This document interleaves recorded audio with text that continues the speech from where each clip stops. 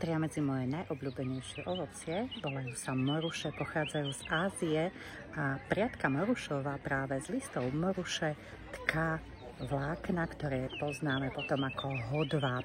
Ale moruša má veľa benefitov zdravotných. Je to jedno z najzdravších ovocí na svete. A dokonca aj listy moruše sa používajú na liečivý čaj. Vedeli to už Číňania, pred 3000 rokmi Rímania i starovekí Gréci a preto bola moruša veľmi obľúbená. Obsahuje veľa antioxidantov, ktoré upracujú voľné radikály z nášho tela a tým pádom bojujú proti zápalom i nádorom.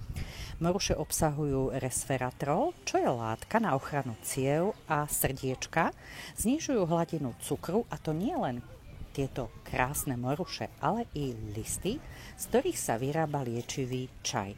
Moruše obsahujú tiež vitamíny A, C, E, karotenoidy, magnézium a železo. A práve železo je dôležité pre ženy, ktoré často trpia chudokrvnosťou z nedostatku železa. Takže papať moruše je úplne super. Treba si ich kúpiť, nasadiť, len pozor, nie v malej záhrade, lebo budete mať všetko čierne, keď si kúpite čiernu morušu. Najlepšie, ak máte veľký sad a v ňom môžete moruše pestovať.